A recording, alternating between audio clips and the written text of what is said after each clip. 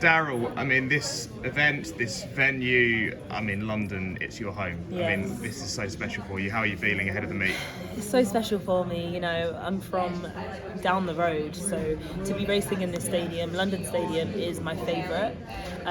Friends and family are able to come to this meeting. I know the crowd's going to be amazing, and I'm just really excited. I feel like it's an amazing send-off before the games, just to have that home crowd spirit, that support, and just knowing that we're then going on to the even bigger event. What are your memories of this place? You know, back in the day, have you watched athletics here? Did you watch kind of... My personal memories of this stadium is winning the UK School Game Championships in 2012 before the Olympics in the stadium. I think they used it as like a pre-run. So really, really good memories for me. And then seeing how amazing it was in 2012 during the Olympics. Every time I've run on here since then, it's always been good. So it's good. I love it. We went out there earlier, and I had goosebumps.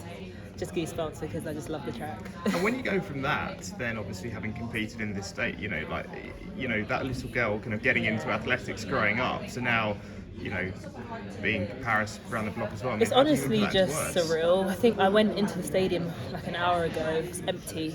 I had goosebumps. I had chills because I remember being here over 10 years ago, winning that UK School Games, not knowing where my career would go, and now to be racing in that stadium with the best women in the world, and the 200 metres tomorrow could even be an Olympic final. It's a great lineup, and now I'm representing my country.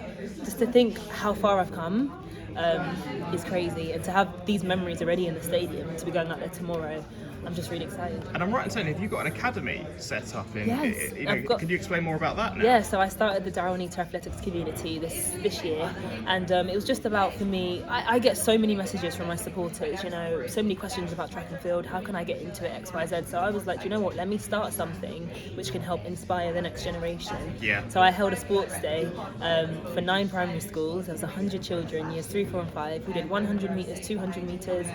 Kids were there saying they didn't even know they could run, being the 100 metre champion of the day, taking home medals.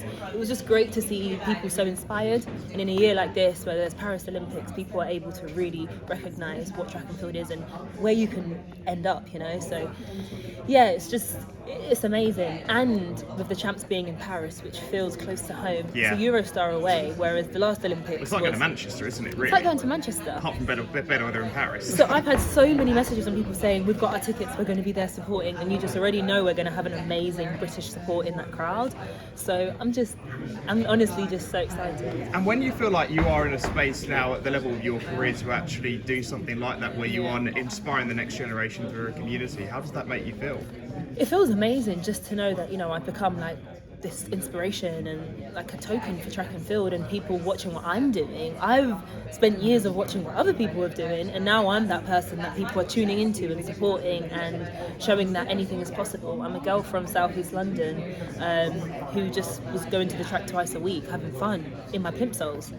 Now I'm representing Great Britain on the biggest stage, and I'm racing against the best women in the world.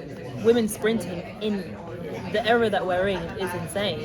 I'm really happy to be a part of this era of women sprinting, because you push yourself so hard and you really see how great you can be, and it's just exciting. I feel like when the girls are running, you're switching the TV on, you know, we're not dodging each other, we love a head-to-head, so it's an amazing era to be a part of. And just on that, I saw the BBC interview you did recently, which has now been released, and around you being inspired by Shelly-Ann, I think it was in Beijing, and you've had encouragement from both her and Elaine.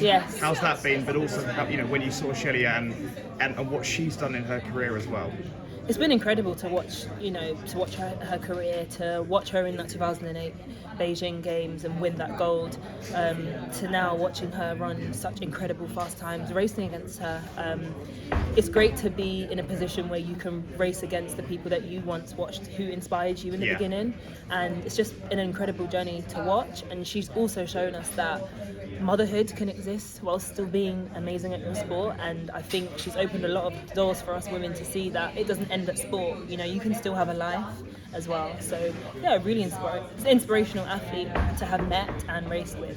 And just finally, And to for me, race with, obviously, sorry. you know, being out in Italy now, it's obviously got quite well documented. I know you mentioned about the Duolingo with the Italian. I won't go down that route, don't worry. Let's not go there again. But talking about, you know, the definition of success for you at the Olympics, what is that for you? The definition of success for me at the Olympics is going there, head screwed on. We saw what happened in Rome this season, and it was an opportunity that I feel I wasted.